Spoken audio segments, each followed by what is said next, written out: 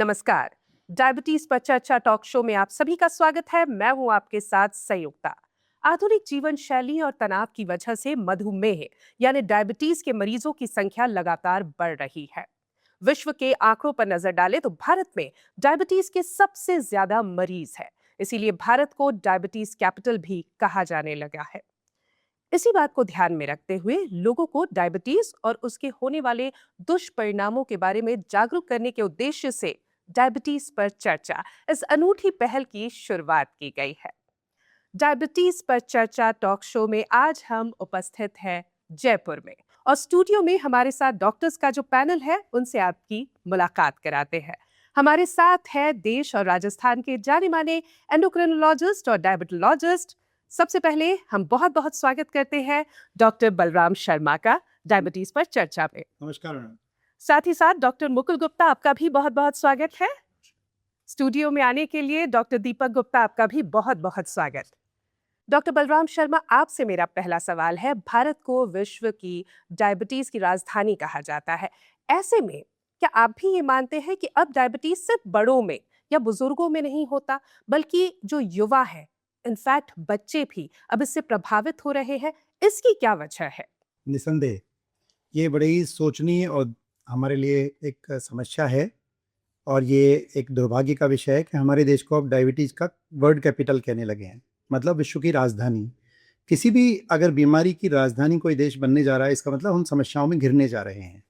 जैसे कि आपने फरमाया कि डायबिटीज़ एक ऐसी समस्या है जिसके बहुत सारे कारण हैं, लेकिन अभी हम लोग जो देख रहे हैं कि कोई भी बीमारी और ये पर्टिकुलर डायबिटीज़ ऐसी हो गई है कि वो किसी भी एज को स्पेयर नहीं कर रही है, कोई भी एज उससे अछूती नहीं है।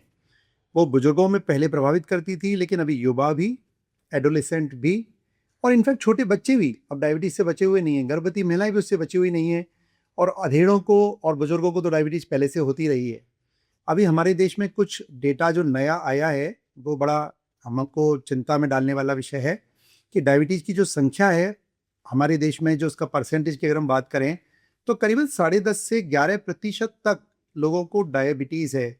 और भारत जैसा देश जिसकी जनसंख्या 140 करोड़ से ज़्यादा है, अगर उसमें 10.5 से 11% अगर जनसंख्या को डायबिटीज़ हो तो आप समझ सकते हैं कि यह संख्या करीबन 15 करोड़ के आसपास हो जाती है। और उससे भी बड़ी समस्या ये है कि प्री डायबिटीज़, जो डायबिटीज़ से ठीक पहले वाली स्टेज है, मतलब आप नॉर्मल नहीं हैं लेकिन आप अभी डायबिटिक होने वाले हैं, उसको हम लोग प्री डायबिटीज़ बोलते हैं। उसकी पॉपुलेशन अगर हम देखें परसेंटेज तो वो करीबन 15% है, मतलब करीबन 18 से 20 करोड़ लोग प्री डायबिटिक भी हैं और ये जो प्री डायबिटिक हैं वो अगले 4 से 5 साल में डायबिटीज़ में परिवर्तित हो जाते हैं जी। तो ये संख्या बहुत डरावनी है। हमारे देश एक गंभीर परेशानी की तरफ बढ़ रहा है जिसमें कोई भी आयु वर्ग उससे अछूता नहीं रहने वाला है।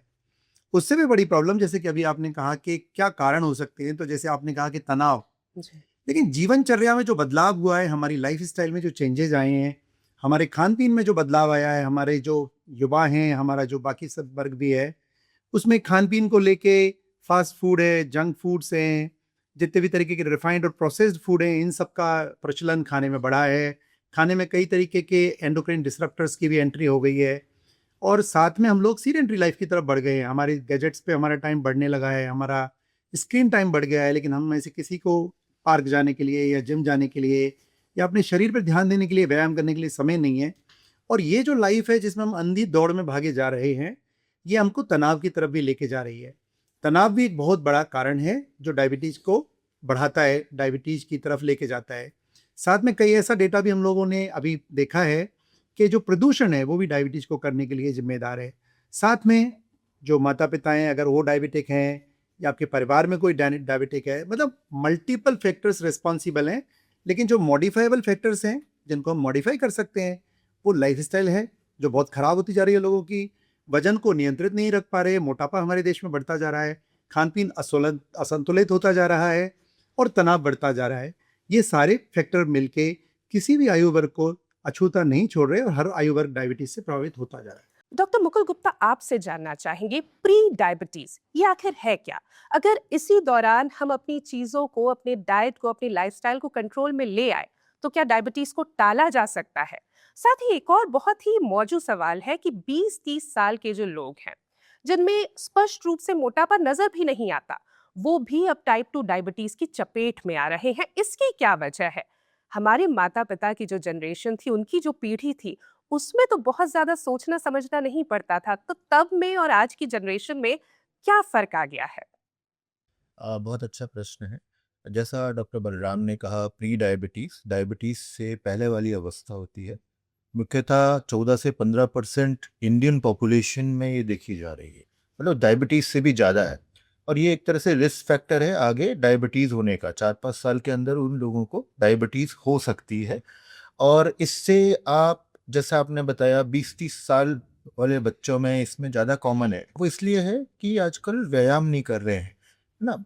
सीडेंटरी लाइफ स्टाइल हो गई। अधिकतर टाइम हम TV, reels, mobile, televisions and then we are eating. हम जंक फूड खा रहे हैं, प्रोसेस फूड खा रहे हैं, बजाय घर में बना हुआ शुद्ध शाकाहारी भोजन खाने के, या फल ज़्यादा खाने के, या सब्जियाँ ज़्यादा खाने के। हम इन जो बनी बनाई चीज़ें हैं, जो प्रोसेस फूड है, वो ज़्यादा खाने से एंडोक्राइन डिसरप्टर्स हमारे शरीर में घुसे जा रहे हैं, जिसकी वजह से इंसुलिन का रेजिस्टेंस हो रहा है, इंसुलिन काम नहीं कर पा रहा और pre diabetes and then diabetes, ये सारी चीज़ें हो रही।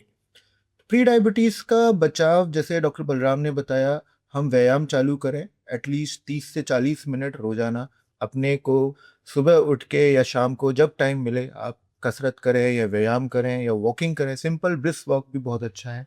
आप फल का आहार लें, सब्जियां ज़्यादा खाने में खाएं, प्रोटीन डाइट थोड़ा ज़्यादा खाएं, कार्ब कम कर दें, मीठे फल ज़्यादा कम कर दें, बहुत जो ग्लाइसेमिक ज़्यादा है वो कम कर दें। फल जैसे फाइबर वाले फल हो गए, सेब, पपीता, नाशपाती, संतरा, तरबूज, अनार, अमरूद, इन पे ज़्यादा फोकस करें। सब्जियां, सलाद, तो इन सबको अगर हम अपनाएंगे तो प्री डायबिटीज़ से बच सकते हैं। प्री डायबिटीज इटसेल्फ कॉम्प्लिकेशन करती है। माइक्रोवास्कुलर कॉम्प्लिकेशन प्री डायबिटीज़ में भी होते हैं। तो एक तरह से साइलेंट चीज़ है, चेक करने पर ही पता लगती है कि हमें प्री डायबिटीज़ हुई है कि डायबिटीज़ हुई है, जी। और इसको आसानी से हम रिवर्ट कर सकते हैं अगर हम व्यायाम करें, अच्छी डाइट और खुराक लें, अच्छी नींद लें, स्ट्रेस दूर रखें, तो इसको हम दूर भी कर सकते हैं। डॉक्टर दीपक गुप्ता, आपसे महिलाओं से जुड़ा एक सवाल जानना चाहेंगे। चाहे महिलाएं कामकाजी हो या गृहिणी, ऐसे में डायबिटीज की संख्या उनमें भी लगातार बढ़ रही है।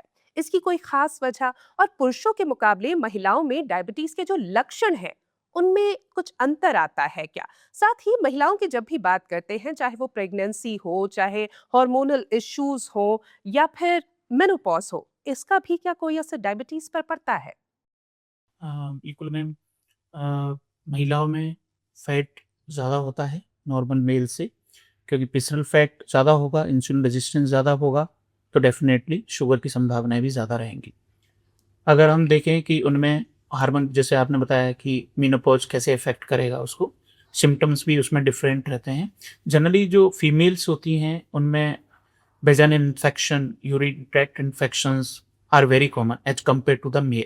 सो कभी-कभी सिर्फ़ और सिर्फ़ यही सिम्पटम्स करके वो आती हैं कि सब मेरे को बार-बार इन्फेक्शंस रहते हैं। बाकी जो सिम्पटम्स हैं, बार-बार यूरिन का जाना, प्यास ज़्यादा लगना, वज़न कम होना, ये सारे लक्षण्स हैं, हाथों में झनझनाहट, सुन्नापन, थकान, ये सारे सिम्पटम्स दोनों में कॉमन ही हैं। लेकिन जो ये यूरिन इन्फेक्शंस हैं, वेजाइनल इन्फेक्शंस हैं, ये फीमेल्स में काफ़ी कॉमनली देखने को मिलते हैं, जो मेल से अलग हैं। और मेनोपॉज़ के बारे में अपन बात करें, मेनोपॉज़ कब आता है? मेनोपॉज़ जब अगर एस्ट्रोजन हार्मोन आपकी बॉडी में कम होता है। मेल्स में भी टेस्टोस्टेरोन हार्मोन कम होता है, लेकिन वो बहुत स्लोली कम होता है, धीरे-धीरे कम होगा। फीमेल्स में मेनोपॉज़ के साथ एक साथ एस्ट्रोजन हार्मोन की कमी हो जाती है, जिसकी वजह से इंसुलिन रेजिस्टेंस बढ़ता है। इंसुलिन रेजिस्टेंस की वजह से फिर अल्टीमेटली आपको शुगर्स भी होने लगती है।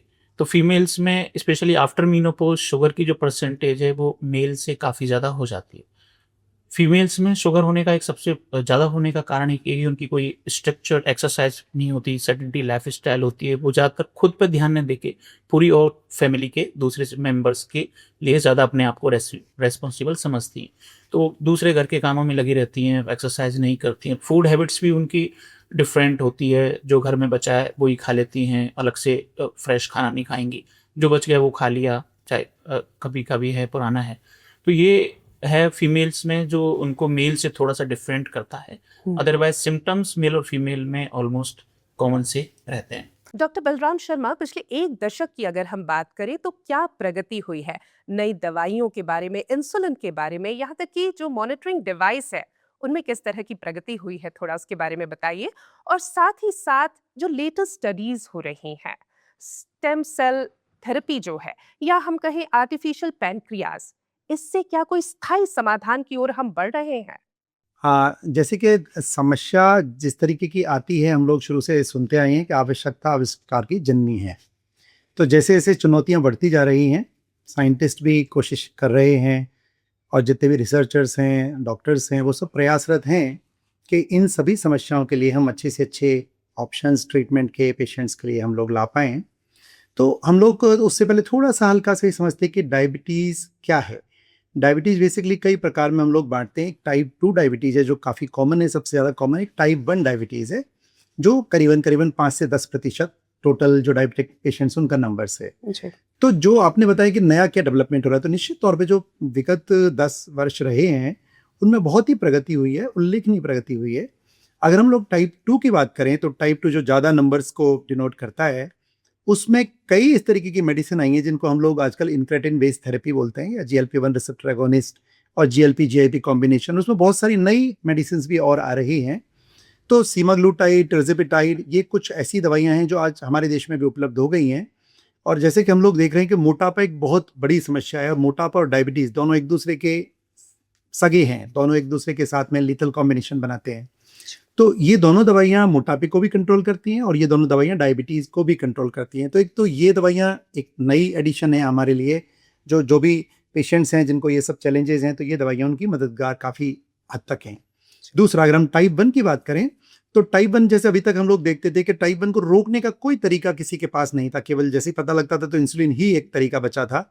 लेकिन रिसेंटली अभी एफडीए ने, जो यूएस एफडीए है, उसने एक मेडिसिन अप्रूव करी है, टप्लीज़ुमेब करके। तो बिकॉज़ ये एक ऑटो इम्यून डिजीज़ है, तो टप्लीज़ुमेब एक ऐसी मेडिसिन है जो अप्रूव्ड हुई है कि ये आपके प्रोग्रेशन को रोक सकती है। तो एक पहली शुरुआत हम लोग कह सकते हैं कि इसमें हुआ है, और आने वाले वर्षों में हम लोग उम्मीद करते हैं कि कुछ और ऐसी सार्थक दवाइयाँ या सार्थक पहल या खोजें आ पाएँगी, जो हमारे मरीजों को टाइप 1 की तरफ प्रोग्रेशन से बचा पाएँगी। अब बात आती है आर्टिफिशियल पैनक्रियाज़ की। तो जैसे टाइप 1 के जितने भी पेशेंट्स हैं, उन सबको क्या समस्या होती है कि उनको केवल इंसुलिन पे डिपेंडेंट रहना पड़ता है, जैसे मैंने अभी आपको बताया। तो उनको करीबन 3 से 4 बार या कई बार उससे भी ज़्यादा बार इंसुलिन के इंजेक्शंस लेने पड़ते हैं, बार-बार इंजेक्शन लेना पड़ता है। और इंजेक्शन की डोज़ डिसाइड करने के लिए उनको बार-बार प्रिक करके और उनका मॉनिटरिंग, शुगर मॉनिटरिंग करना पड़ता है, जिसको हम लोग ग्लूकोमीटर से या लेबोरेटरी के माध्यम से जाँच करते हैं। तो आर्टिफिशियल पैनक्रियाज़ एक ऐसी छोटी मशीन है जिसको हम लोग इंसुलिन पंप बोलते हैं। तो वो एक कंटीन्यूअस ग्लूकोज मॉनिटरिंग का एक चिप होता है। तो वो उन दोनों को आपस में एक कंबाइंड, एक क्लोज हाइब्रिड लूप हम लोग उसको बोलते हैं। तो वो मॉनिटरिंग करता रहता है और वो इंसुलिन डिलीवरी उस पंप से होती रहती है। तो वो खुद ही मॉनिटर करता जाता है कि अभी इतनी शुगर लेवल आ गया और इसके हिसाब से इतनी इंसुलिन की आपको आवश्यकता होगी। आप भी उसको मॉडिफाई कर सकते हैं, मतलब पेशेंट भी उसको मॉडिफाई कर सकता है, लेकिन वो खुद भी अपने आप को मॉडिफाई कर सकता है। और अगर इंसुलिन की आवश्यकता नहीं है तो वो इंसुलिन डिलीवरी सस्पेंड हो जाता है, मतलब बंद हो जाता है। अदरवाइज वो इंसुलिन की मात्रा को कम और ज़्यादा कर सकता है। जैसे कि हमारे शरीर में जो पैनक्रियाज है, जो इंसुलिन निकालता था, तो ये ऑब्वियसली उतना परफेक्ट तो नहीं है, लेकिन अभी भी ये काफ़ी अच्छा कर रहा है। जो पहले की जो समस्याएं थी उनको काफ़ी हद तक इसने दूर कर दिया है।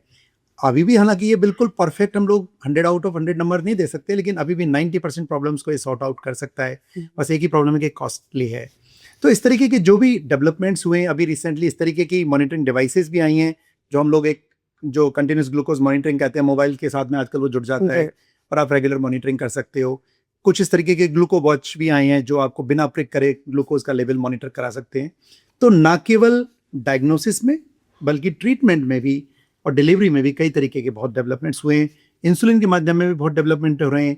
आजकल हमारे देश में इनहेलेशन, मतलब सांस के माध्यम से इंसुलिन लेने वाली इंसुलिन भी उपलब्ध हो गई है, और आने वाले समय में वीक में एक बार वाली इंसुलिन भी अवेलेबल होने वाली है।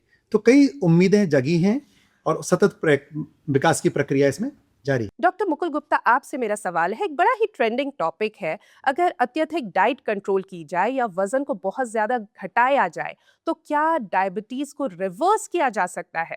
सोशल मीडिया पे रेमिशन को लेकर जितनी बातचीत चल रही है वो कितनी प्रतिशत सही है?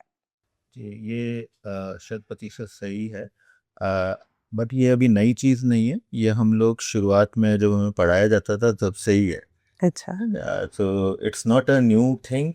सोशल मीडिया पे ज़रूर जागरूकता बढ़ी है, इसलिए लोगों को ये नई चीज़ लग रही है कि डायबिटीज़ रिवर्सल होता है।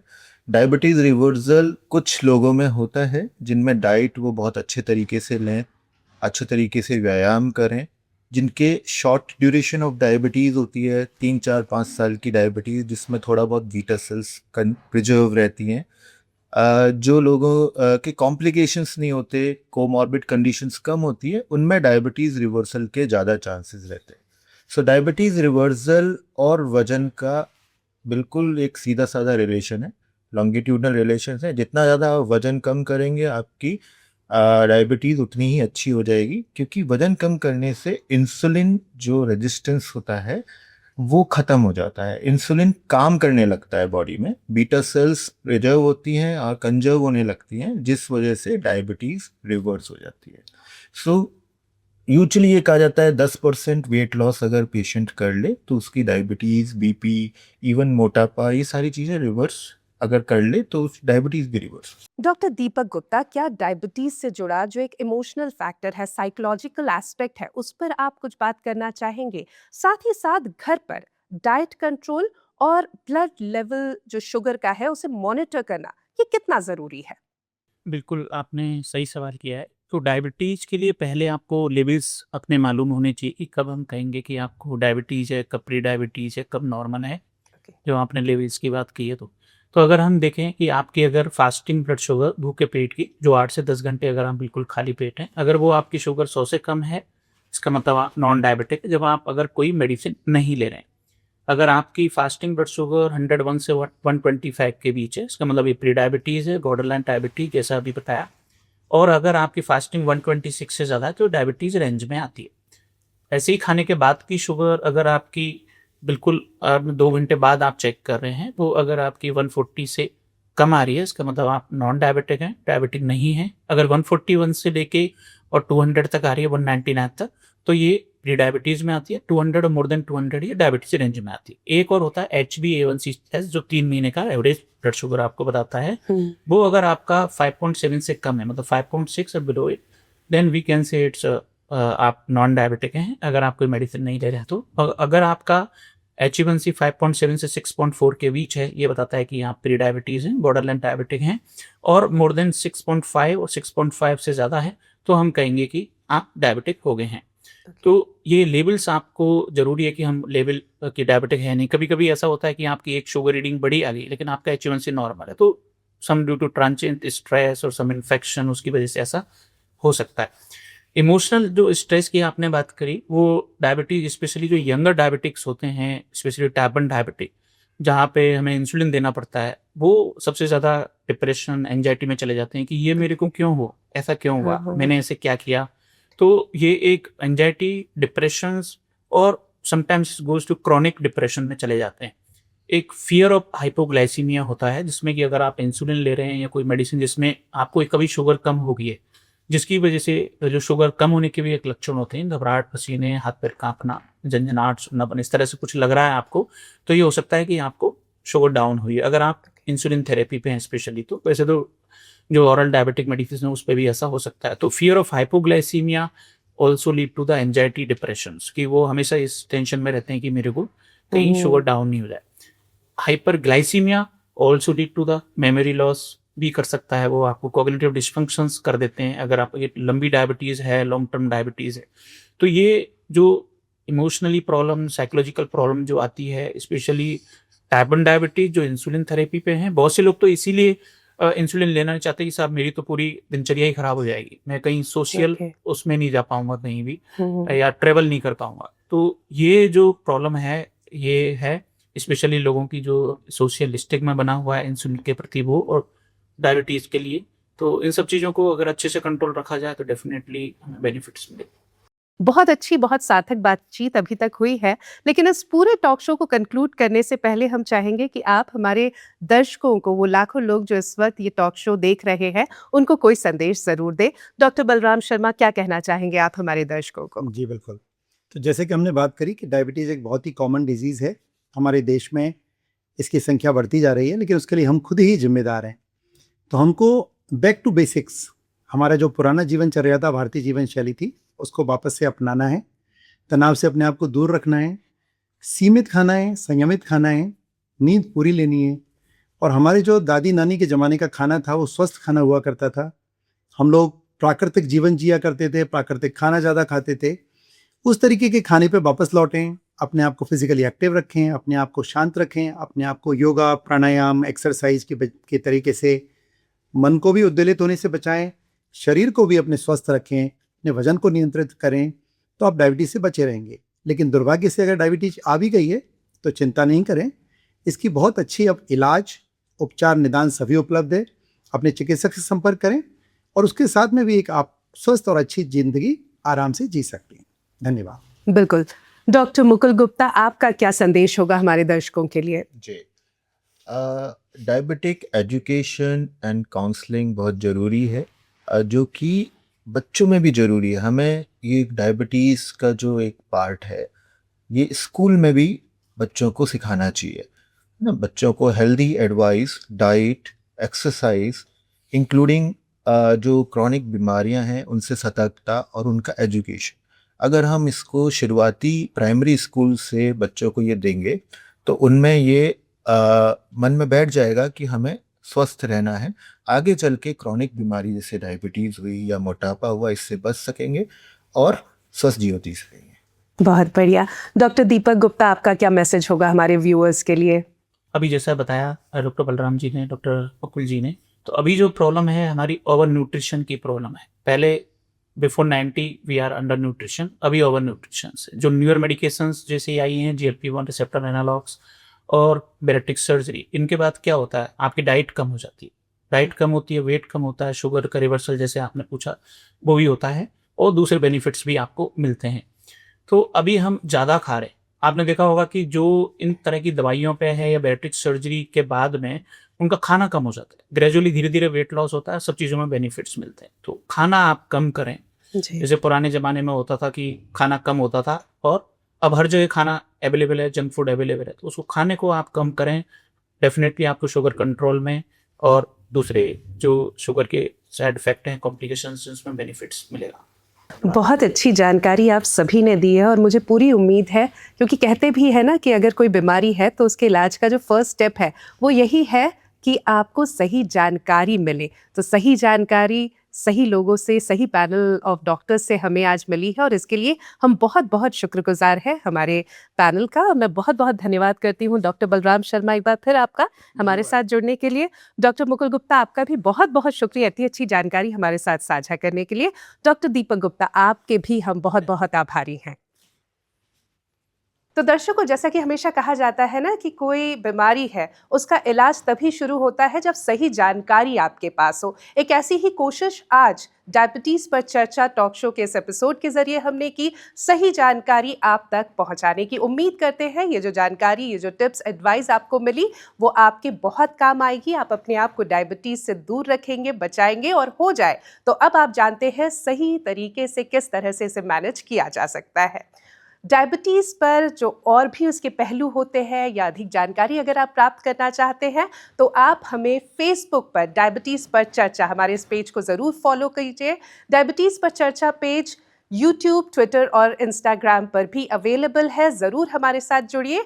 आज के लिए इतना ही। अगले एपिसोड में डायबिटीज़ पर कुछ और चर्चा, कुछ और बात, कुछ और पहलुओं को जानने की कोशिश हम करेंगे कुछ और डॉक्टर्स के पैनल के साथ। तब तक के लिए इजाज़त दीजिए। नमस्कार।